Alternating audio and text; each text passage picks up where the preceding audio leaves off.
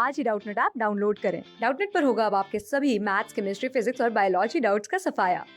बस अपने क्वेश्चन की फोटो खींचो, उसे क्रॉप करो और तुरंत वीडियो सोल्यूशन पाओ। Download now. असर्शन रीजन का हमारे पास क्वेश्चन है जिसमें हमें असर्शन दी है कि हैप्लॉइड ऑर्गेनिज्म में मियोसाइट्स या गैमीट मदर सेल्स नाम के स्पेशलाइज सेल्स होते हैं जिनमें रिडक्शन डिवीजन होती है। अब यहाँ पर हम रिप्रोडक्शन की प्रोसेस की बात कर रहे हैं और हम देखते हैं कि लिविंग ऑर्गेनिजम्स में दो तरह की हमें रिप्रोडक्शन का मोड देखने को मिलता है, एक एसेक्सुअल और दूसरा सेक्सुअल। तो सेक्सुअल रिप्रोडक्शन की जब हम बात करें तो इसका मेन इवेंट होता है या सबसे इम्पॉर्टेंट जो इसमें इवेंट होता है वो होता है फर्टिलाइजेशन। इस फर्टिलाइजेशन में हम क्या देखते हैं कि दो तरह के गैमीट्स या दो तरह के सिंगल हैप्लॉइड सेल्स आपस में फ्यूज करते हैं जिन्हें हम मेल और फीमेल गैमीट्स कहते हैं। और इन दो हैप्लॉइड सेल्स के यूनियन से हमें जाइगोट नाम का एक सिंगल सेल मिलता है जो कि डिप्लॉइड सेल होता है और ये दो जनरेशन्स के बीच में लिंक की तरह एक्ट करता है क्योंकि इसी जाइगोट की सेल डिविजन से एम्ब्रियो की फॉर्मेशन होती है और यही एम्ब्रियो आगे जाकर नया इंडिविजुअल बनाएगा।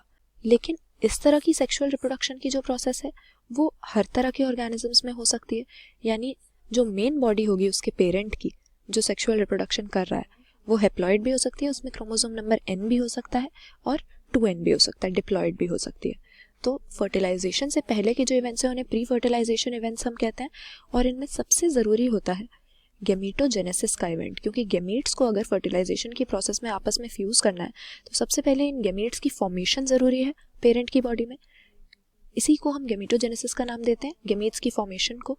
और इसके लिए हमें क्या करना पड़ेगा, क्योंकि गैमीट्स हमारे हैप्लॉइड सेल्स होते हैं, हमेशा ही गैमीट्स हैप्लॉइड होंगे, तभी दो हैप्लॉइड गैमीट्स के आपस में फ्यूज करने से हमें डिप्लॉइड जाइगोट मिलेगा। तो इस तरह के हैप्लॉइड गैमीट्स बनाने के लिए जो हैप्लॉइड पेरेंट की बॉडी होगी उसको तो कुछ खास करने की ज़रूरत नहीं है, सिर्फ सेल डिवीजन से, माइटोटिक डिवीजन से वो गैमीट्स बना सकता है क्योंकि पहले से ही हैप्लॉइड कंडीशन है, माइटोसिस की और हैप्लॉइड सेल्स बन गए। लेकिन अगर डिप्लॉइड पेरेंट की बॉडी है तो उसको हैप्लॉइड सेल्स बनाने के लिए मियोसिस करनी पड़ेगी या रिडक्शनल डिवीजन करनी पड़ेगी, तभी 2n से जो है n नंबर मिलेगा गैमीट्स में।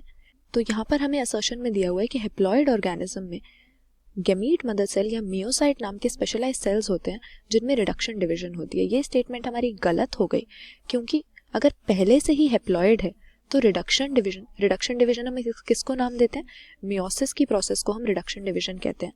तो अगर पहले से ही हैप्लॉइड है तो उसके किसी स्पेशलाइज सेल की हमें रिडक्शन डिवीजन की या मियोसिस की ज़रूरत नहीं है क्योंकि गैमीट हमें हैप्लॉइड प्रोड्यूस करने पहले से ही हैप्लॉइड कंडीशन है, तो सिर्फ माइटोसिस से ही हैप्लॉइड ऑर्गेनिज्म में गैमीटोजेनेसिस हो जाएगी। हमें रिडक्शन डिवीजन की कब ज़रूरत पड़ेगी, स्पेशलाइज्ड सेल्स में रिडक्शन डिवीजन डिप्लॉइड पेरेंट के केस में होगी ताकि डिप्लॉइड सेल से हम हैप्लॉइड गैमीट्स प्रोड्यूस कर सकें। तो यहाँ पर डिप्लॉइड लिखा होना चाहिए था, हैप्लॉइड ऑर्गेनिज्म में माइटोसिस से गैमीट्स की प्रोडक्शन होती है, कोई रिडक्शन डिवीजन नहीं होती गैमीटोजेनेसिस की प्रोसेस में। रीज़न जो हमें दिया हुआ है, कह रहे हैं कि मोनेरा, फंजाई, एल्गी और ब्रायोफाइट्स में जो प्लांट बॉडी होती है हैप्लॉइड होती है। बात तो ये सही है कि मेन प्लांट बॉडी जिसमें गैमीट्स की फॉर्मेशन होती है वो हैप्लॉइड होती है, स्टेटमेंट करेक्ट है। लेकिन अगर हमारा असर्शन ही गलत हो गया तो रीज़न भी करेक्ट होने का कोई मतलब नहीं। ऑप्शन डी यहाँ पर करेक्ट आंसर मार्क कर देंगे कि असर्शन और रीज़न दोनों ही हमारे फॉल्स हैं, क्योंकि अगर फर्स्ट स्टेटमेंट फॉल्स है तो ऑप्शन डी हमारा करेक्ट आंसर यहाँ पे होगा। क्लास 6 से 12 से लेके नीट, IIT, JEE मेंस और एडवांस के लेवल तक 10 मिलियन से ज्यादा स्टूडेंट्स का भरोसा। आज ही डाउनलोड करें डाउटनेट ऐप या व्हाट्सएप कीजिए अपने डाउट्स 8400 400 400 पर।